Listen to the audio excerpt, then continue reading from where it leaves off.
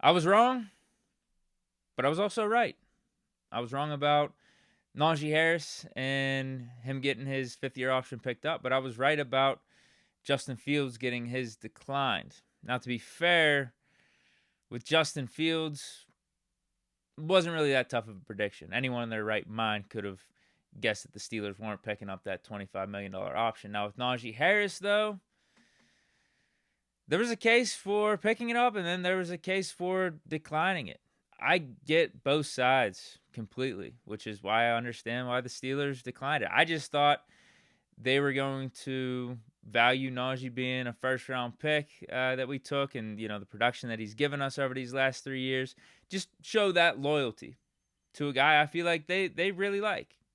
And I would say value, but I feel like them not picking up the fifth-year option in a way shows that they don't value him that much. They maybe value him to a degree, but not that much. They value him to keep him around for 2024 and pay him whatever his rookie contract is. But to pay anything beyond that, yeah, they view you as expendable. And I think that's how they viewed all the players recently that they didn't pick up their fifth-year options. Devin Bush, Artie Burns, Terrell Edmunds. Terrell Edmunds is actually a really good comparison.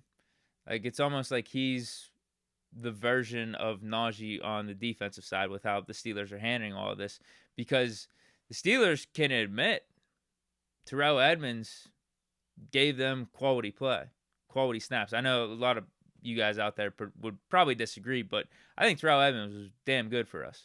He provided pretty good value. Was always available, was a tackling machine, did like the dirty work as like the second safety back there, was a good compliment to Minka, and also improved his coverage skills as time went on. He improved year in and year out. But when it came down to fifth-year option time, decision time, the Steelers declined it. Now, they did bring him back on an additional year for that fifth year, but that was after Edmunds tested the free agent market. And obviously the market wasn't out there for him like he expected. He came back on a cheap little deal. It was like a 1 year, $2 million deal or something. But then hit free agency the following year and signed with the Eagles, then got traded to the Titans, all that. He's still available right now. But ultimately, what did you see from the Steelers' standpoint and what they thought of Terrell Edmunds? They thought he was expendable. Really, like, that's what it came down to. I feel like this decision says the same thing about how they view Najee Harris. Like, we appreciate everything you've done for us, but going forward, we could probably replace you.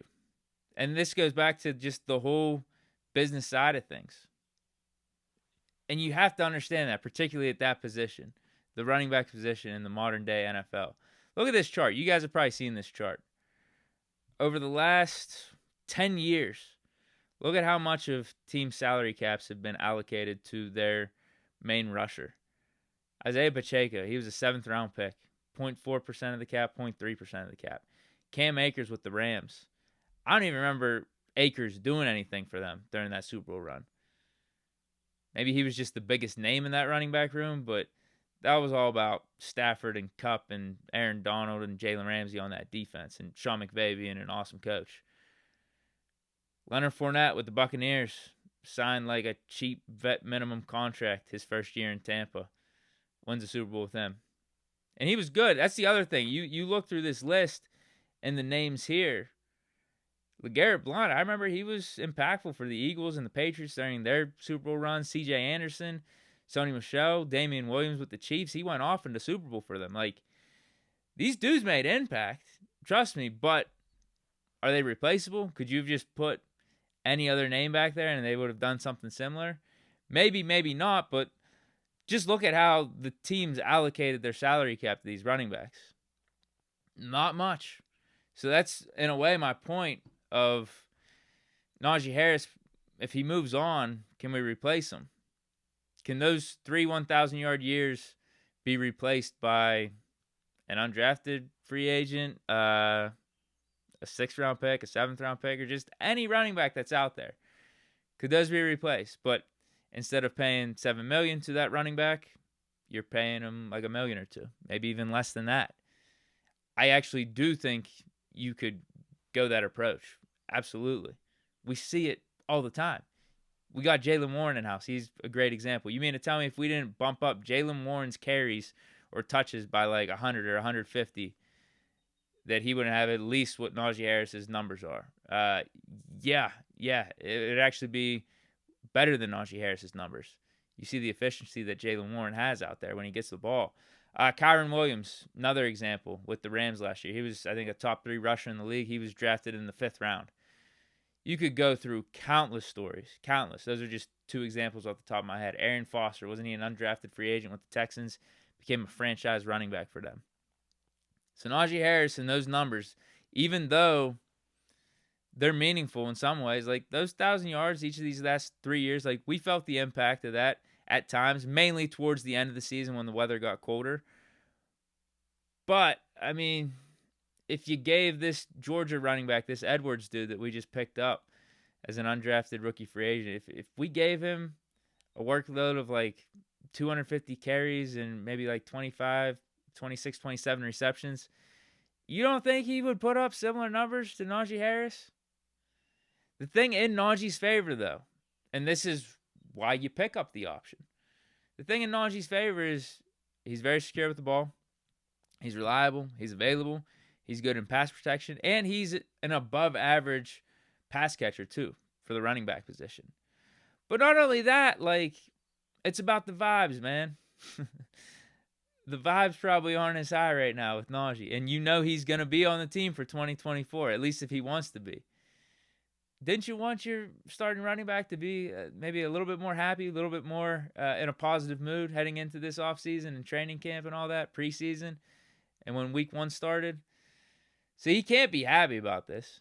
He absolutely can't be. But the Steelers are also sending the message of, like, it doesn't matter if you're happy or not, because this is how we're doing things. This is what's best for us from a business standpoint, which I get too. But I thought the Steelers would value Najee, again, being the first-round pick, giving us those 3 1,000-yard years, despite having Matt Canada as the coordinator, having some inconsistent quarterback play, having some shitty offensive lines at times. I thought they would, just give him a nod. Even if it would be a slight overpay from the Steelers standpoint. Because I think 4 or 5 would be a fair number for Najee Harris, given that he's splitting carries with Jaylen Warren, and we don't even know if he's the best running back on the team. I think 4 or 5 would be fair, $4 or $5 million per year, if you did a contract extension, or even if the 5th-year option ended up being that number. That's fair. But from like an across the league standpoint, even 1 year at $7 million is fair. If you look at what some of these running backs got this offseason, Saquon got $13 million per year. Josh Jacobs got something in the double digits. Like, I think Najee's a tier below them. So around 7, yeah, that's cool. But if you look at just the context of the Steelers situation, do you want to be paying Najee Harris $7 million to be splitting carries with Jaylen Warren, and now we just brought in Cordarrelle Patterson here? Probably not the smartest business move. Again, considering too how you could spend that $7 million elsewhere in 2025. You could use that to help with your new quarterback contract. You could get another cornerback in here. You could get, maybe a starting defensive lineman, depth defensive lineman, starting safety. There's a lot of ways to use that $7 million that I think are more efficient than signing a running back. And that's just the nature of the running back position right now. It is what it is. It's really unfortunate. Like, I feel bad about it. I do, but from a business standpoint, I get why the Steelers made this decision. Now, from a vibe standpoint, a chemistry standpoint, how does Najee handle this standpoint? That's the risk you're willing to take. But I don't think the Steelers are stressing. At least I think that's what this decision says. If Najee says, hey, man, get me out of here. I don't want to be here anymore. Couldn't we just pick up like Dalvin Cook in free agency or something? Like, it sucks, man. It really sucks for the running backs these days. It does, man. It does. There's also, again, a case for declining the option. There's a report out there that says the Steelers want to see how Najee does in this Arthur Smith system. Najee don't want to hear that, man.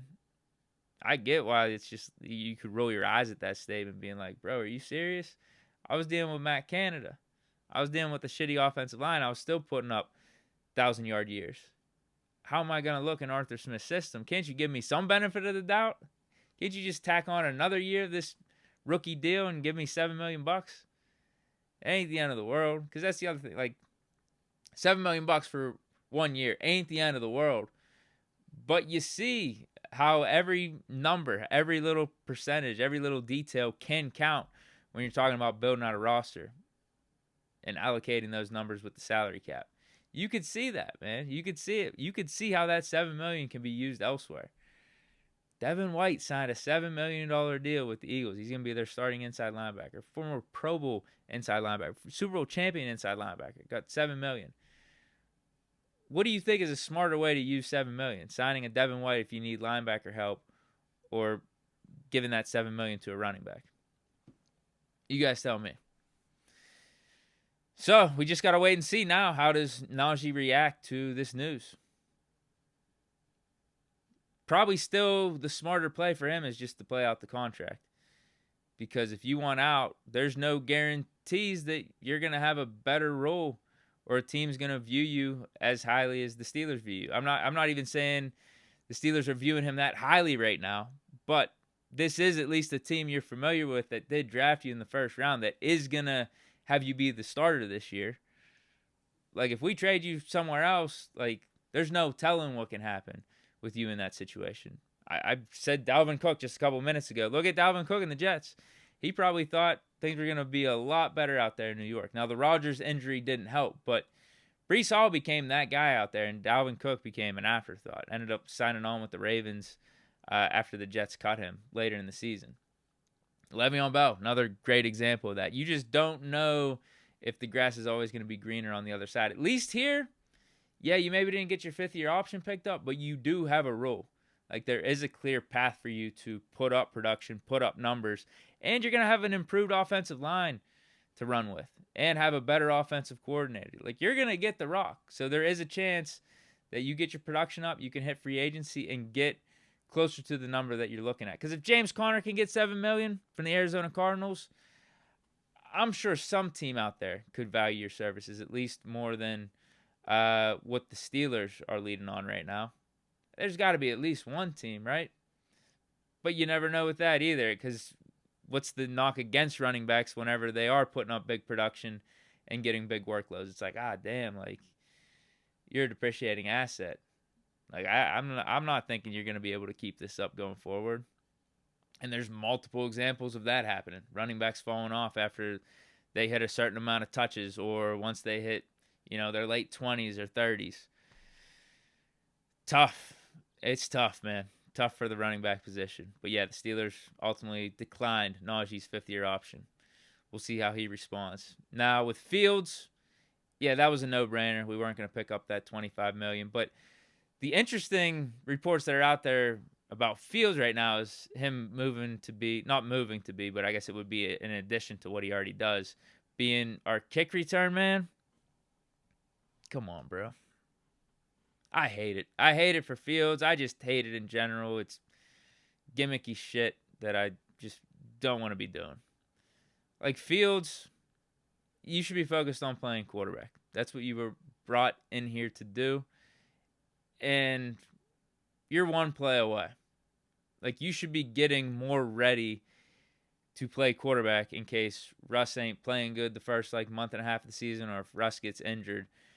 You should be dedicating your energy and focus towards that as opposed to having to worry about kickoff return shit. Low key, I could see it working out, and actually I could see it working out pretty well.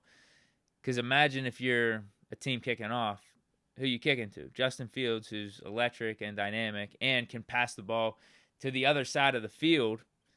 Or, if you're saying I don't want to kick it to Justin Fields because he has that versatility and who knows what he's going to do.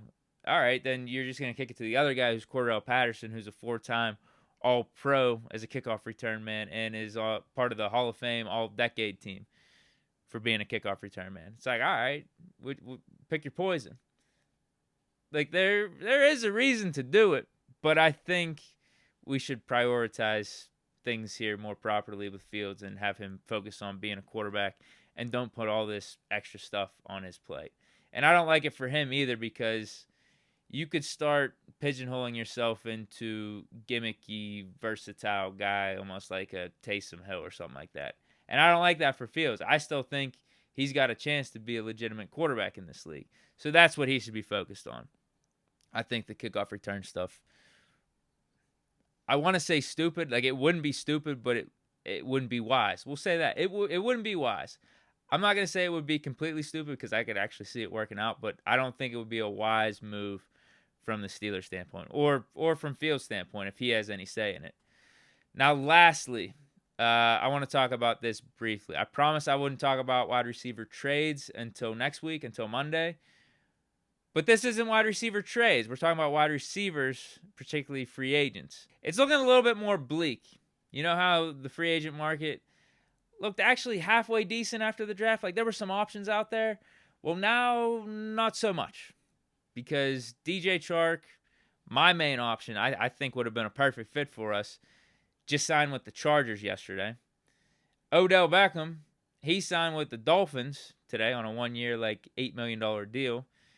And then Tyler Boyd, I think the talks have stopped between us and Tyler Boyd, because he just recently visited with the Chargers and is also visiting with the Titans. And going back to just how everything's played out with us and Boyd, the back and forth, it just doesn't look like it's going to be a fit, especially with us after us drafting Roman Wilson to be a slot receiver. That's Tyler Boyd's niche. But also the fact that Tyler Boyd, I think, is looking for a certain amount on his contract, and the Steelers aren't willing to budge off the amount that we offered to Boyd. Like, that seems to be a sticking point. That goes back to reports that we've heard over the last month or so. So who's out there to sign via free agency?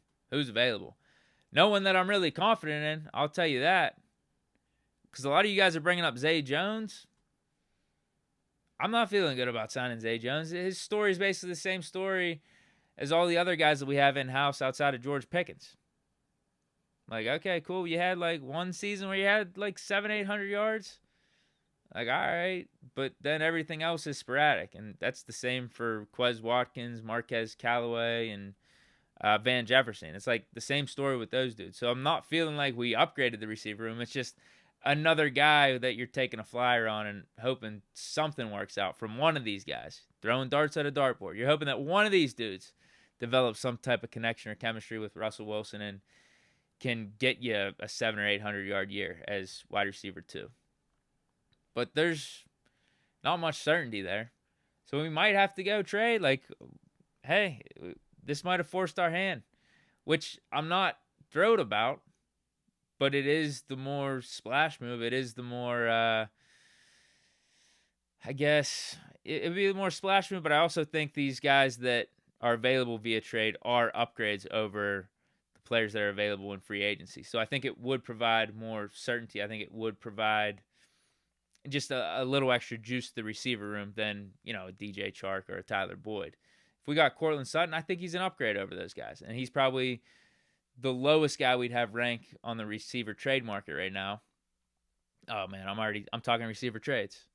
I'm sorry. But, I mean, him to Ayuk, Higgins, Metcalf, any of those dudes would be better than just signing one of these dudes via free agency.